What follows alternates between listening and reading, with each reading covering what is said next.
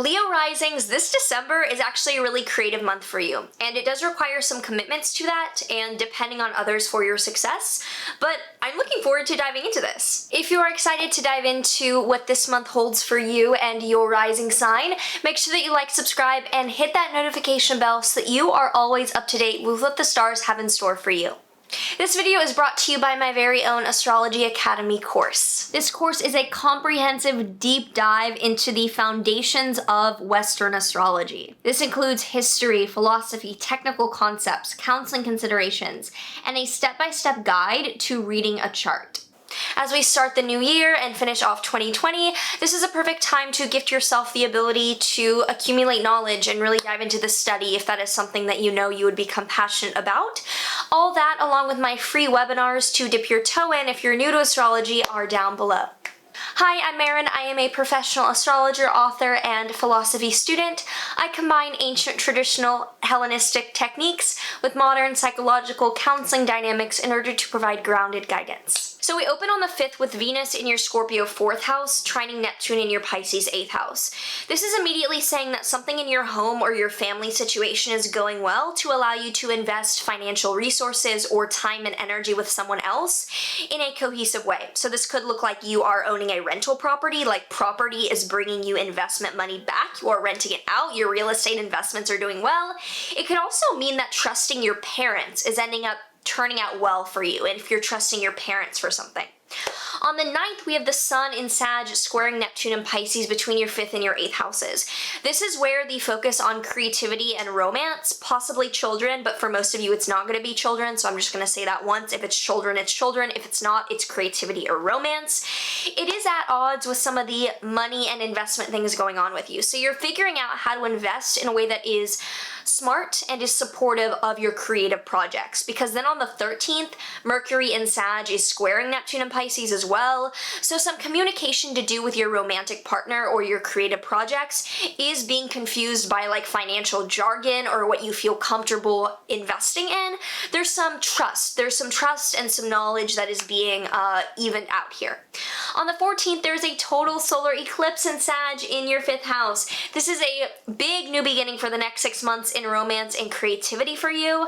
This does respond to an ending, where solar eclipses are a downfall of a existing authority that leads to a new beginning. So there's a downfall of something already pre-existing, maybe an artistic contract, a creative project falls and tumbles, and that leads to a new one. Like out of something completely splattering, there's a beautiful artwork in front of you. And this could be romantic. Like a relationship failing could mean that another cool one comes along the way as a result. On the 18th, there's then a Sun-Mercury cazimi in Sag.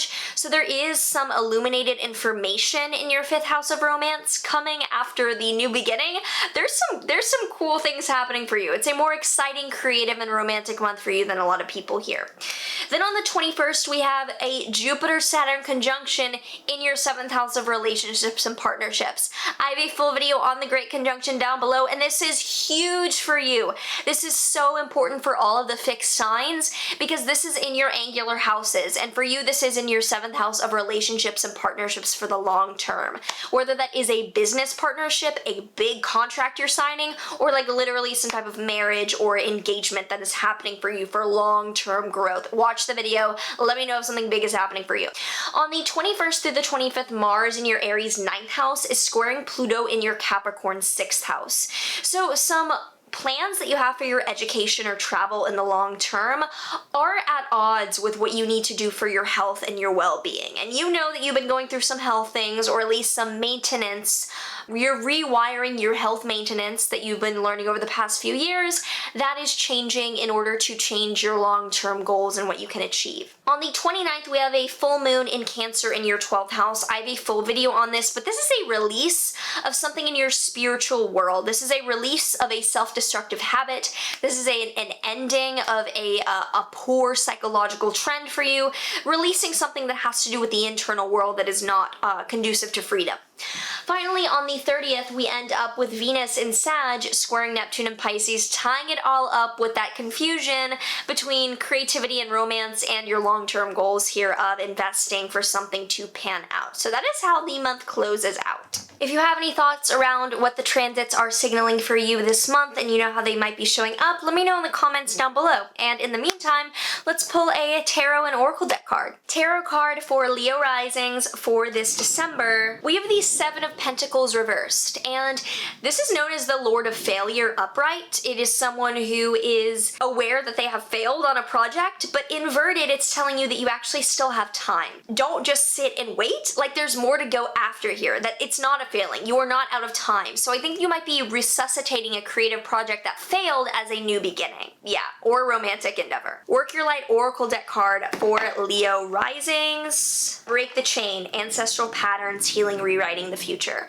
If you're used to giving up more than you are pushing through, this might be a challenge for you to, instead of cutting your losses, don't. Like, weirdly as that sounds, like, stick with the losses until they grow and stick out. I think that breaking the chain and rewriting the future might mean committing to that chain and that future. If you enjoy this and you would like to check out my courses down below, such as the Astrology Academy or my Manifestation Mysteries of the Moon course, also a new course out on the moon, check those out down below, along with Rashi, my website to post your spiritual services if you are a professional. But otherwise, make sure that you like, subscribe, comment any thoughts you have down below. Do all the things as usual, sending so much love, and I will see you in the next one. There is one thing you're all forgetting, that endless morning will turn to night, and when